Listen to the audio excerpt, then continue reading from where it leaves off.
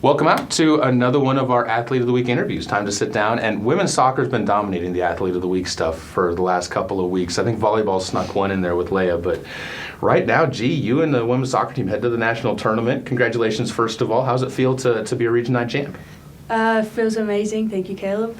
This has been our goal the whole season. Our goal was to win region and get to nationals, so winning that, it was emotional. We were all crying, and when the whistle went, hugging, it was crazy. Well, and you end up getting that goal in the 24th minute. It was kind of a bobble by the keeper, but right place, right time, and you end up falling over on the shot. Walk us through the shot, because watching it on video, it was one of those where you got a really good boot into it, but it was one also you're going, okay, did she really have her body behind it? Like, walk us through what you was going through with your side of things. So obviously we speak about pressing the keeper. We knew this keeper wasn't super confident with her hands, and so just pressed it. She bobbled it right to my feet. Good touch in front, and to be honest, if you look back on it, the angle is horrible.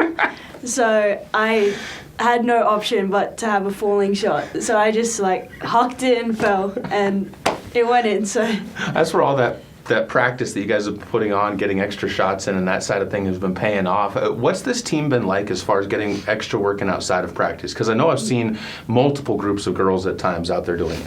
Yeah, no, it's amazing, honestly. You can message anyone any point in the day, and there will at least be a few girls that want to go out and train or go into the gym and work out. But on top of that, there's coaches like Kay runs us 2 sessions almost every week of just finishing, so yeah, it's amazing. I know that shout you were always shout out Kay. I know you were frustrated at the beginning of the season in yourself a little bit just on missing some of the opportunities that you had. Mm-hmm. You're still not necessarily hitting every opportunity, which no soccer player ever is going to hit every opportunity, but do you feel you're capitalizing more at the level you want to be now? Well, I feel like just looking back on that game, that was my one shot. I think I didn't have any other shots that game. I checked in for a total of 14 minutes, I think, in the whole game. So to be able to capitalize on that just shows that, all the work's ending up paying off in the end. You guys have 2 weeks now to prep for nationals. Is it good to have that rest, or would you rather just be kind of like, okay, let's get on a bus on Friday and let's drive out to Wichita? I think it's good, honestly. We're a little bit mentally fried just from, we worked so hard.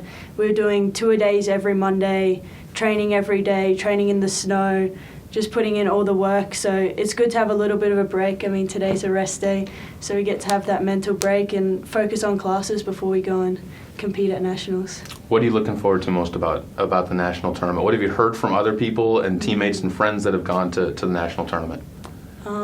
To be honest, I heard from Lugo that despite versing number 1 seed, Iowa Western first, they still had 50, 60 coaches there watching, just eyes watching. So I'm excited to perform and see what I can get up to. Talk a little bit now about things going on outside of that, because obviously it's a busy schedule for a sophomore, because you're not just looking to try and move on the soccer side of things. You got to have good grades in order to keep moving on forward too. How's the academic side been going for you this year? Yeah. That's not a good start. No, it's going well, but it is difficult. I'm taking chemistry, and anyone who's taking chemistry understands that that's almost a full-time event in itself. So definitely a lot of late nights, but it's worth it in the end. When you talk about kind of the balance as a sophomore, how has it been, and especially as a sophomore transfer, because I know that's got to throw a little bit of a loop into that second year, but how has it been adjusting to both a new school and knowing kind of how to handle things a little bit better as an athlete? Well, the girls and Lugo made it almost seamless. I came in, and within the first week we were all saying how it feels like we've been here and been together for months. So honestly, the transfer didn't really affect me that much. If anything, it made it a lot better. I feel a lot closer to this team and this coach, and I feel like they want the best for me. So you're obviously looking at moving on. What's the dream school? Not necessarily the name on the top of it, but what's the things that will be a part of that school that you want to go to? Right now, my criteria is obviously having my course, which is I want to be an athletic trainer, so that kinesiology pathway. I would like a D1, D2 is where I'm aiming, obviously, and probably more like the stuff that you can't really categorize, but I really like the kind of coach Lugo is, so to find a similar coach would be amazing. I feel like he gets the best out of me and he knows how to motivate me in the best ways. So. All right, now we do get at Dream School. You could put a name on top of it now. What's the destination? I haven't looked that far into it, to be honest, because Lugo's keeping all my offers to the side until after nationals. But I have recently been investigating and looking into MSU in Denver. All right. It's a D2 there, and we play them in preseason, and yeah. RMAC's always got some good programs. I know one of them is going to get lucky and grab you.